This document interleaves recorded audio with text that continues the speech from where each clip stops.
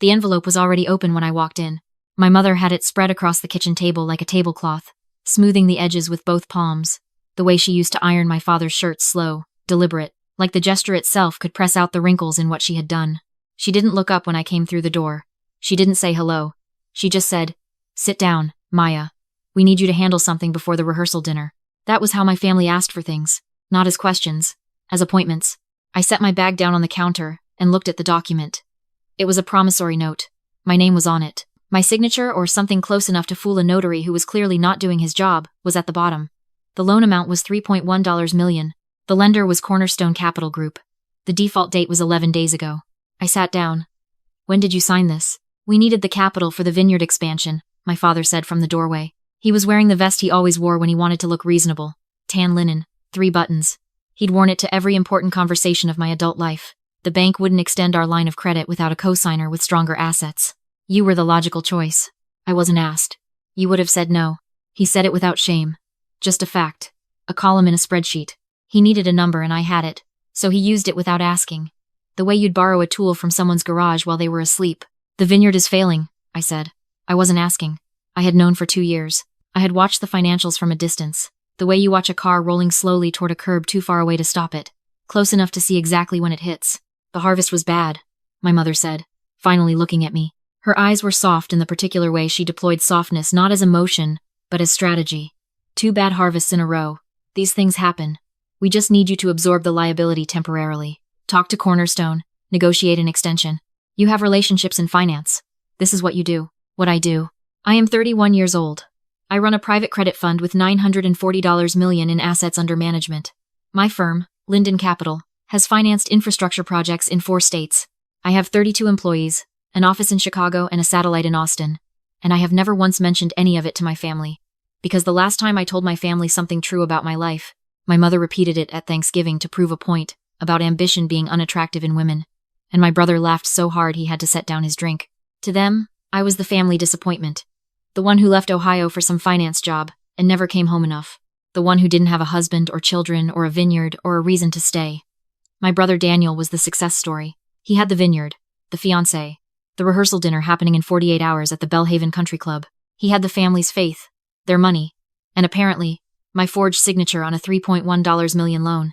"I need you to understand something," I said, folding my hands on the table. "Before this conversation goes any further, I need you to understand what you're actually asking me." My mother reached across and put her hand over mine. "We're asking you to help your family. You forged my signature on a federal lending document. Honey, that's bank fraud." I said it the way I'd say the weather. 62 degrees, partly cloudy, bank fraud. "And you want me to walk into Cornerstone and tell them I'm taking on the liability of a defaulted loan I never agreed to, which would mean ratifying the fraud and making myself personally responsible for $3.1 million plus penalties." My father pushed off the doorframe and came to the table. He sat across from me, the way he used to when I was a teenager, and had done something he needed to correct. "This family sacrificed for you. Your education, your opportunities, everything you have. I paid for my own education," I said. "I took out loans and paid them back in 4 years. You know this," he continued as though I hadn't spoken. "Daniel's wedding is in 2 days. Your brother is starting his life. This vineyard is his legacy, his children's legacy. You want to be the reason that falls apart? You want to walk into that reception knowing you let your own brother lose everything because you were too proud to make one phone call?" I looked at my father's face. I had studied it my whole life, the jaw that tightened when he was lying, the way his left eye squinted slightly when he was performing conviction he didn't feel. Both were happening right now. "Where is Daniel?" I asked. "At the club with Serena," my mother said. "The florist needed decisions made. You know how he gets with details. I know exactly how Daniel gets. He gets someone else to handle it." I stood up and picked up the promissory note. "I'm going to hold on to this." My mother's hand moved like she wanted to take it back. "We need that for." "I'll be at the rehearsal dinner tomorrow," I said.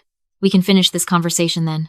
I drove back to my hotel with the document on the passenger seat and called my general counsel from the parking garage. Her name is Priya.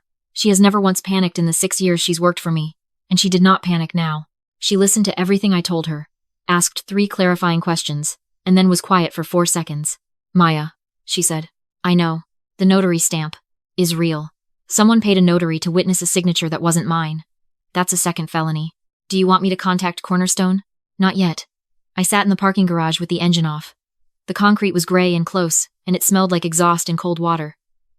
"I want to know who holds the note." She called me back in 20 minutes.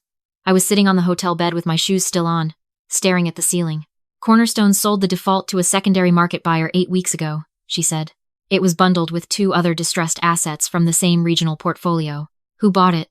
Another pause. She had clearly already confirmed this before she called, but she was giving herself a moment, the way you do before you say something, that changes the shape of a conversation. Linden Capital, she said. You bought it.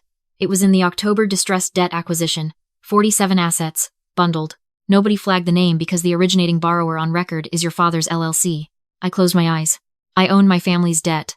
I had owned it for 8 weeks without knowing it. I had bought my own forged signature on a $3.1 million default, sitting in a folder somewhere in my Chicago office labeled Q4 Acquisitions.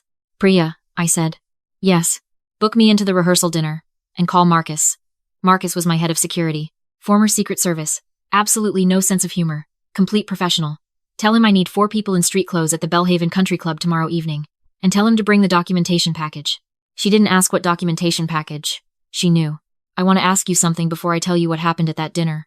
Have you ever done something generous for someone, really given something? Not because you wanted credit, but because you loved them, and then watched them use that generosity against you later? Watched it become a reason you owed them more? Tell me in the comments. Because what happened in that room the next night, I need you to understand, I did not go there angry. I went there sad. There is a difference, and it matters. The Bellhaven Country Club smelled like old money and fresh flowers. The rehearsal dinner was 40 people, round tables with ivory linens, a string quartet in the corner playing something I almost recognized. Serena, my brother's fiancée, had excellent taste. The centerpieces were white peonies and eucalyptus. The lighting was warm and low. It looked like the beginning of a beautiful life. I arrived 11 minutes late, which I had calculated to avoid the receiving line without being conspicuous enough to make a scene. I found my seat, which had been placed intentionally, I suspected at the far end of the table, closest to the kitchen, next to Serena's great-aunt who was hard of hearing and asked me twice if I was the wedding planner. Daniel found me between the salad and the entree. He looked good. He always looked good, taller than me by 5 inches, our father's jaw, our mother's eyes. He was wearing a navy suit and the easy confidence of a man who had never had to build anything from scratch because the pieces were always handed to him pre-assembled. Mom says you're being difficult, he said, pulling out the empty chair beside me and sitting down without asking.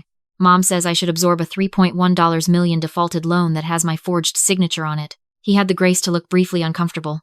I know it's not ideal. Daniel, the harvest was genuinely bad, Maya.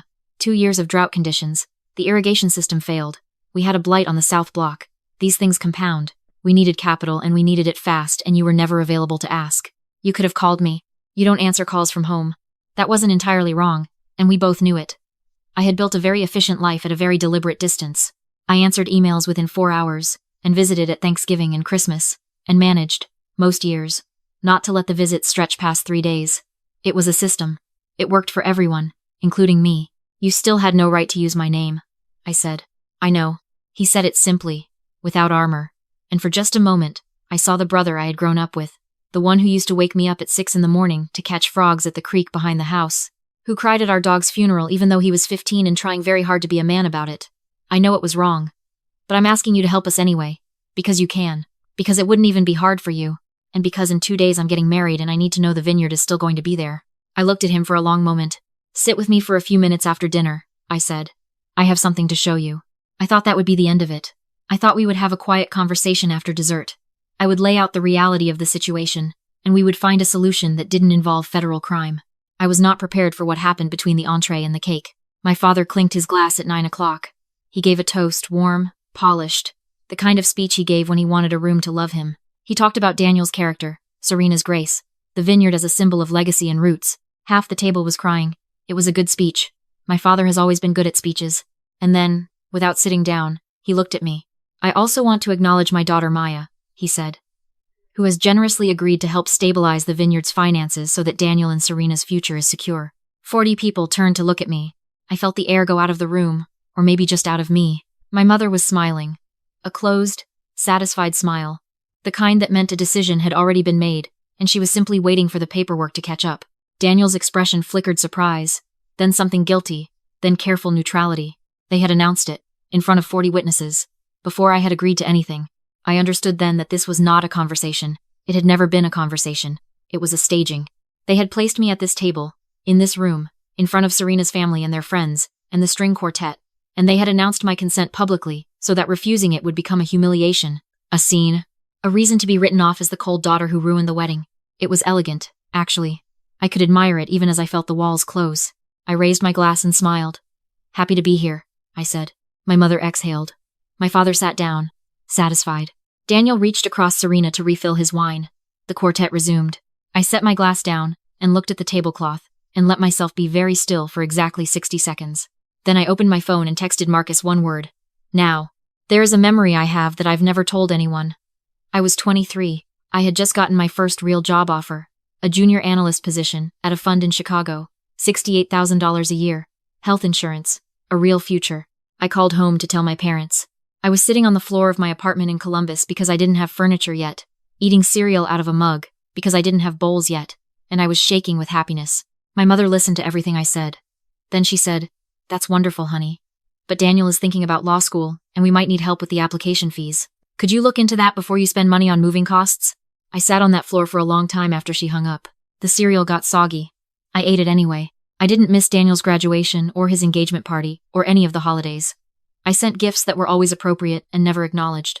I answered emails within 4 hours. I built my fund from a $200,000 seed investment and a spreadsheet on a laptop I bought on a payment plan. And I did it alone. And I did not do it for them. But some small stupid part of me had always believed that if I built something real, something undeniable, they would eventually see me the way I needed to be seen. That part of me died quietly at the Bellhaven Country Club somewhere between the salad course and the moment Marcus walked in. He came through the side entrance with 3 of his people, all of them in dark business casual, all of them carrying leather folders that looked like they belonged to accountants, which was exactly the point. He caught my eye across the room and gave me the smallest nod. I pushed back my chair. "I need everyone's attention for just a moment," I said. My voice was not loud. It didn't need to be. There is a particular register that cuts through a room, and I had spent years learning it in boardrooms, where no one expected a 31-year-old woman to be running the meeting. The quartet stopped. 40 people looked at me. "My father made an announcement a few minutes ago," I said, standing. "I want to clarify a few things before this evening goes any further, because some of the people in this room may be making decisions based on information that isn't accurate." My mother said my name, very low. A warning. I looked at Daniel. "I love my brother. I want his marriage to be happy, and his life to be good. What I'm about to say is not about hurting him. It's about accuracy." I nodded to Marcus. He opened the first folder and passed a document to the person nearest him, who passed it along the table the way you'd pass the bread basket. My family took out a $3.1 million loan from Cornerstone Capital Group, using my name and my forged signature as the cosigner. They did this without my knowledge or consent. That is bank fraud. It is also a federal offense. I kept my voice even, the way you keep a scalpel level. The loan defaulted 11 days ago. Cornerstone sold the distress note to a secondary buyer in October. That buyer is my company, Linden Capital. I own the note. I have owned the debt against this family's vineyard for 8 weeks. The room was very quiet. My father stood up. "Maya, this is not the document you're looking at," I said, talking to the room. "Is the promissory note with the forged signature alongside a handwriting analysis report from a forensic examiner retained by my legal team. The second document is the chain of title showing Linden Capital's acquisition of the note. The third is a report from the Notary Licensing Board, who is currently reviewing the conduct of the notary who authenticated the forged signature." Serena's father, a methodical-looking man named Gerald, who I had met twice and liked immediately, was reading the documents with his reading glasses on. He looked up at Daniel. Daniel was not looking at him.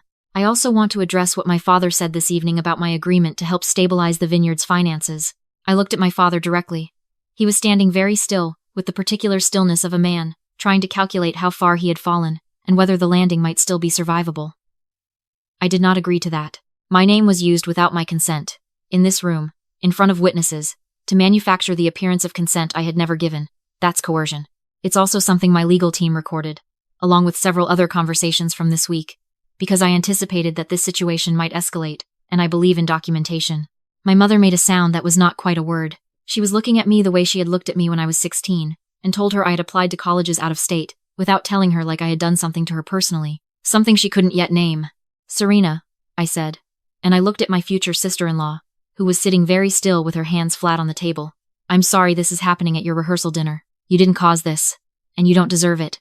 What I'm telling you right now is something you needed to know before you marry into this family." She nodded once. Her eyes were dry. She was taking it in the way competent people take in difficult information fully, without flinching, already thinking about what it meant. Daniel stood up. "Maya, enough." His voice was tight and low, and there was something in it that might have been shame, or might have been the last exit of a man who's watching his options close one by one. "You've made your point. Don't do this here. Not tonight. You announced it here tonight, I said. You chose this room. That was Dad's decision. You knew. I said it quietly. Not an accusation. A fact. You knew when you sat down next to me at dinner. You knew when you told me Mom said I was being difficult. You were going to let the announcement stand, and let the social pressure do the work your parents started. He didn't answer. The quiet confirmed it. The vineyard, I said, is collateral on the note Linden Capital holds. Under the terms of the default, we have the right to initiate foreclosure proceedings. I have not done that. I looked at my father. I have not done that because despite everything, I would prefer a resolution that doesn't end with but that resolution requires honesty, which is something we have not had in this room once tonight. My father sat back down, slowly, like something had left his body. Here's what I'm proposing, I said. Linden Capital will restructure the note at a reduced interest rate and extend the repayment period to 10 years. The vineyard stays in the family. Daniel and Serena get their future. In exchange, I need 3 things. First, a formal acknowledgement from my parents of the unauthorized use of my name and signature, prepared by their attorney and mine. Second, full separation of my legal and financial identity from any existing or future family entity. And third, I need my brother to look me in the eye and tell me the truth about how long he knew and whether he thought I would ever actually find out. The string quartet was still not playing. My father looked at the table. My mother was pressing her fingers to her lips. Serena's father had taken his reading glasses off and was watching the whole thing with the quiet attention of a man who adjudicates disputes for a living, which, I would learn later, he does. He's a retired federal magistrate. I wish I had known that before I spoke, but honestly, it would not have changed anything, I said. Daniel looked at me. For a long moment he just looked at me, and I could see him doing the thing he had always been bad at, deciding whether to be honest or whether to be comfortable. They had been in conflict his whole life. Honesty was slower and harder, and left marks. Comfort was right there, always. 3 months, he said. I found out 3 months ago. Did you ask them to stop? A pause. I asked Dad if you had been contacted. That's not the same thing. No, he said. It's not. The rehearsal dinner ended 40 minutes later. Nobody ate the cake. Gerald spoke quietly to Daniel for a long time in the corner, while Serena sat at the table with her bridesmaids, not crying, just thinking. My father tried to speak to me in the hallway and I told him, gently, that our next conversation would happen in the presence of our respective attorneys. My mother cried in the bathroom for 15 minutes. I know because her friend came to find me and told me, as though that was information I was supposed to act on. I stood outside on the club's front steps in the cold, and called Priya. How did it go? She asked. They're going to need a few days, I said. But I think they'll agree. And your brother? I looked out at the parking lot. A valet was moving cars in the dark, his breath visible in the cold air, going about his work the way people go about work when the drama happening inside a building doesn't belong to them. He told the truth, I said. That's more than I expected and less than I needed. That sounds like something worth holding on to anyway. I thought about that. Maybe. The wedding did happen. 2 days later. Smaller than planned, some of Serena's family declined to attend after the rehearsal dinner, which I felt genuinely bad about. Daniel and Serena got married in the club's garden in 38-degree weather, because the indoor booking had been tied to a deposit paid with vineyard operating funds that were now technically under Linden Capital's oversight pending restructuring, and my attorney advised against releasing them until the acknowledgement paperwork was signed. My mother wore a coat over her dress. The photos will look like a winter wedding, which is romantic if you don't know the context. I stood at the edge of the ceremony in a charcoal wool coat and watched my brother cry when Serena walked toward him. He cried honestly. Not the strategic sadness I'd watched my parents perform for years, but the real kind, undignified, unplanned, a little embarrassing. It was the most human I had seen him in a decade. I didn't go to the reception. I had a flight to Chicago at 7. The restructuring agreement was signed 6 weeks later. My parents' attorney negotiated hard on the acknowledgement language, but Priya is better at her job than he is at his, and the final document said what it needed to say. The vineyard is on a 10-year repayment schedule, based on the financial projections my team prepared, which are, I will admit, more generous than a purely commercial analysis would justify. They should be able to service the debt if they bring in a competent operations manager and stop expanding into product lines the market hasn't asked for. I sent Daniel a recommendation for an agricultural finance consultant I trust. He called to thank me. It was a short call, not entirely comfortable, but neither of us hung up early, which felt like something. My father has not called. My mother sent an email asking if I would be coming home for Easter. I haven't responded yet. I'm not sure what the answer is. Probably yes, because I am not interested in punishment as a long-term strategy, and because the woman I have become is not someone who needs to stay angry to stay safe. But I'm going to answer on my own timeline, and I'm going to answer honestly. That's the thing they never understood about me, any of them. They thought my silence was weakness. They thought my absence was surrender. They thought that because I built my life quietly, without asking them to watch or applaud or approve, that I was hiding, that I was ashamed. I was not hiding. I was building. And I was paying attention. The way you pay attention to a structure you're going to have to walk into, eventually studying the load-bearing walls, the weak joints, the places where pressure has been wrongly distributed for so long that everyone has forgotten it was ever any other way. I walked in. I redistributed the load. And then I walked back out. The morning after the restructuring was signed, I went for a run along the lake. Chicago in February is brutal and honest. The wind comes off the water like it has somewhere to be and doesn't care about your coat. I ran 4 miles and stopped at the end of the pier and stood there for a while looking at the water. I thought about the version of myself who was 23, sitting on an unfurnished floor eating soggy cereal, shaking with a happiness she hadn't yet learned to protect. She would not have believed this version of me. She would have thought it was too much, too far, too hard to become. She would have been wrong.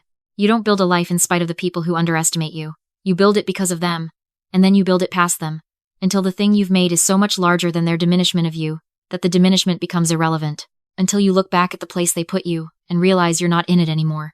You're somewhere they don't have a map to. That's the only revenge worth having. Not the scene. Not the confrontation, though sometimes the confrontation is necessary and right. The real revenge is the life you build in the years before anyone is looking. The real revenge is getting so good at what you do, so clear about who you are, that when they finally try to use you, they discover they've been holding a document that was never actually theirs to hold. The note was always mine. I just needed them to know it too.